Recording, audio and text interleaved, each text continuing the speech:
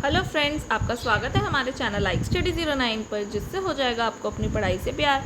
चलिए शुरू करते हैं आज के टॉपिक से, जो है वाइसराय लॉर्ड लैंसडाउन, जिनका जो शासनकाल था 1888 से 1894।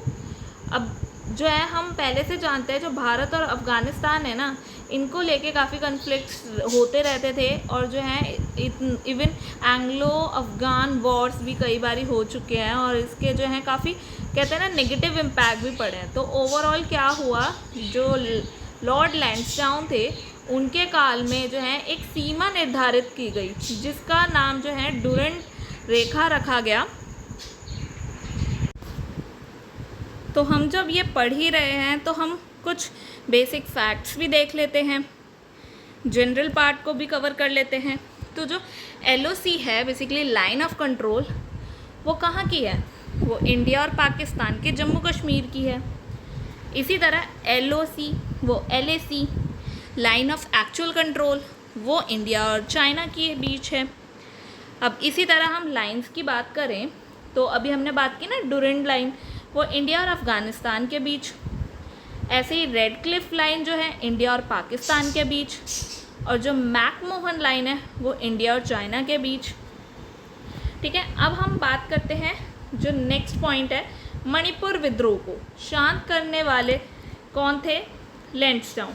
अब मणिपुर विद्रोह हुआ क्यों था? तो ओवरऑल जो है ये 1890s में हुआ, जिसमें मणिपुर पर जो है ब्रिटिशर्स ने कृषि कर जो था वो बढ़ा दिया, ज़मीन की जब्ती करना शुरू कर दिया, धार्मिक हस्तक्षेप करना शुरू कर दिया, स्थानीय जो नेता हुआ करते थे उनका दमन शुरू कर दिया।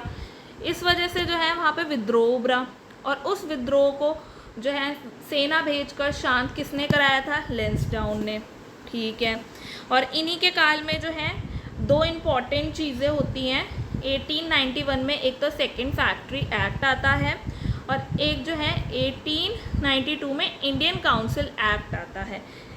ठीक है, जिसमें दूसरे फैक्ट्री एक्ट में एक हफ्ते जो है साप्ताहिक छुट्टी की बात की गई। बेसिकली जैसे संडे होता है ना कि हफ्ते में एक छुट्टी मिलती है, उसी तरह से एक साप्ताहिक छुट्टी की बात की गई, और कहा गया कि जो स्त्रियों के लिए ना प्रतिदिन काम करने की जो मैक्सिमम लिमिट है वो 11 घंटों की कर दी गई।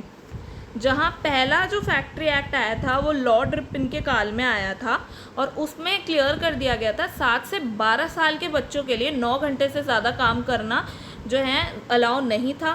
डेंजरस मशीनरीज की रिव्यू की जानी थी, और जो एक्ट के इन्फोर्समेंट के लिए कुछ इंस्पेक्टर्स की नियुक्ति की जानी थी। ठीक है, अब हम बात करते हैं 1892 की। तो जब इंडियन नेशनल कांग्रेस के जब सेशन स्टार्ट हुए थे, उसमें से जो 5th सेशन था 1889 का, उसमें जो है इंग्लैंड में बेसिकली फोकस किया गया था, जहाँ Hume, George Wedderburn, SN Banerjee, WC Banerjee, इन सब ने जो है इंग्लैंड की पार्लियामेंट में इंडियन कंडीशन को बताने की कोशिश की और बिल पास कराने की कोशिश करी, जिनका विरोध चला आ रहा था। इसीलिए जो है ब्रिटिश गवर्नमेंट ने इंडियन काउंसिल एक्ट 1892 को पास किया था। और इस जो कांग्रेस सेशन की अध्यक्षता जो की थी वो विलियम वेडरबर्न ने की थी बॉम्बे में। ठीक है, और हम जो है इस एक्ट को डिटेल में अपने नेक्स्ट लेक्चर में पढ़ेंगे कि इस एक्ट के अंदर क्या क्या प्रोविजंस थे, और किस तरह से ये भारत में निर्वाचन सिद्धांत का प्रारंभ करता है। ठीक है, और इनके काल में क्या हुआ, जो तिलक थे 1893 में उन्होंने गणपति उत्सव की शुरुआत की थी, और इसी काल में फिर से जो है वेल्स के राजकुमार जो थे, बेसिकली जो एडवर्ड 7 थे, वो जो है फिर से भारत में आए थे। अब क्यों आए थे? वही पुराने रीज़न कि संबंध अच्छे बनाने हैं और शक्ति का प्रदर्शन करना है।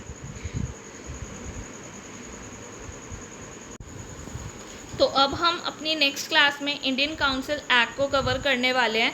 आई होप आपको आज की क्लास अच्छी लगी होगी। अगर आपको आज की क्लास अच्छी लगे, पसंद आए, तो प्लीज़ लाइक, शेयर और सब्सक्राइब करें, और नए अपडेट्स के लिए बेल आइकन ज़रूर दबाएं। कमेंट्स में अपने फीडबैक, डाउट और सजेशन ज़रूर शेयर करें। मिलते हैं नेक्स्ट वीडियो में, तब तक के लिए गुड बाय।